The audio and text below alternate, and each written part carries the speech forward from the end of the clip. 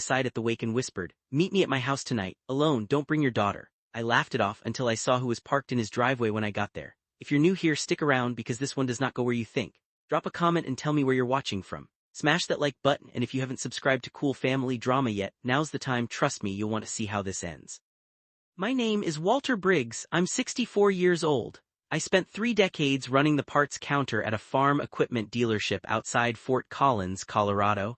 I married my wife Carol when I was 26 years old, and this is her story just as much as it is mine, maybe more. The funeral was on a Thursday, the second week of March, at Sunridge Memorial Chapel out on Timberline Road. It snowed that morning, not the pretty kind, just a wet gray slush that turned the parking lot into soup. I stood up front in a suit I'd only worn twice before, staring at a casket holding the only woman I'd ever really loved, waiting for it to feel real. It didn't, not yet. Carol had died 11 days earlier. The doctors called it a stroke, sudden they said, and not entirely shocking given her blood pressure history at 61. I had no reason to question it.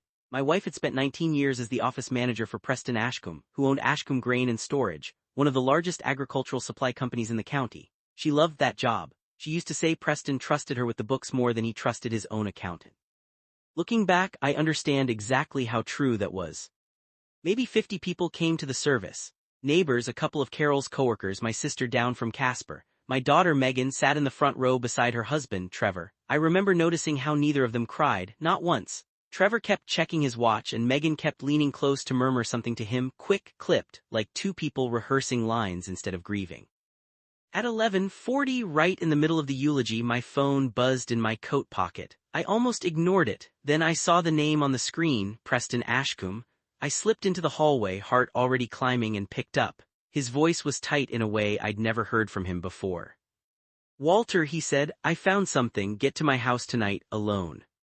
To understand why that call scared me, you need to understand Preston. This was not a man who rattled easily. I'd known him 15 years, calm, buttoned up, the kind of man who could remember the name of every driver on his loading dock. Hearing his voice shake told me something was badly wrong. "What did you find?" I asked, standing in that quiet hallway with the pastor's voice still carrying faintly through the door.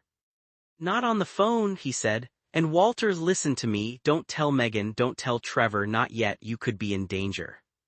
I need to back up, because none of what happens next will make sense otherwise. Carol and I built a modest life, a paid-off house on Larkspur Court, a small pension, and a daughter we helped more than we probably should have. Megan was 29, married to Trevor for 4 years, and the two of them had been sliding from one financial mess to the next since his contracting business folded during the pandemic. Over the last year they'd started showing up more.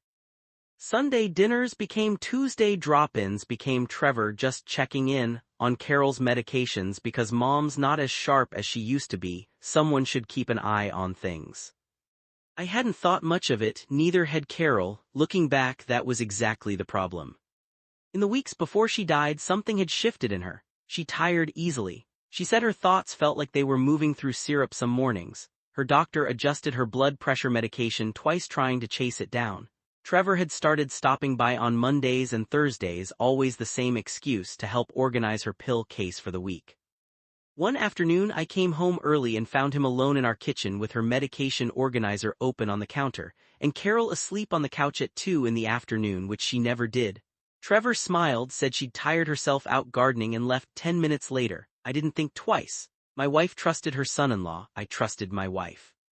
4 days before she died, Carol asked if I remembered signing paperwork at the kitchen table back in the fall, something about updating our financial power of attorney in case one of us ever needed help managing things.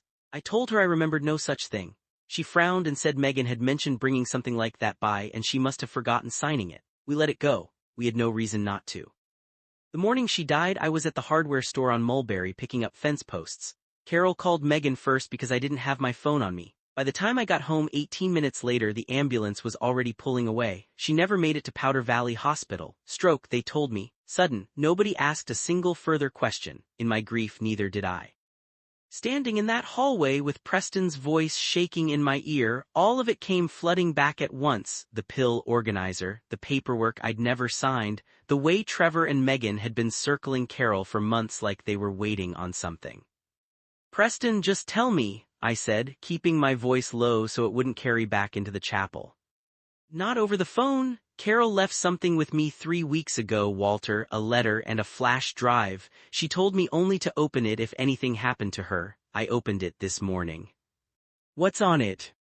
You need to see it yourself. Come straight to my house, don't stop home first, and whatever you do, don't mention this call to Megan or Trevor.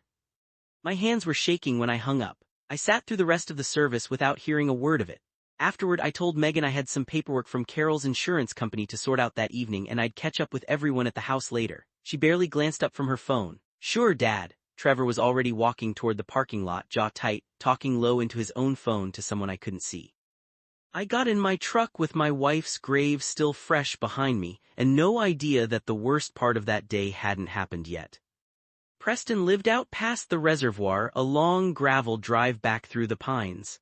I pulled up just after 6, still in my funeral suit, tie loosened, my mind spinning through every possibility of what he could need to show me.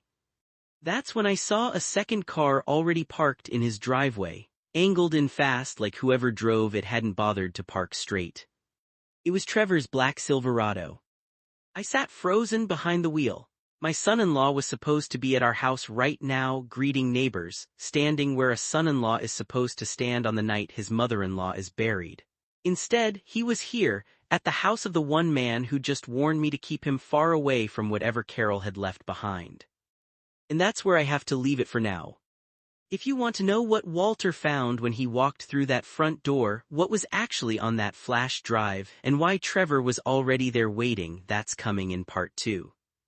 Hit subscribe on Cool Family Drama so you don't miss it, drop a comment with where you're watching from, and I'll see you in the next one.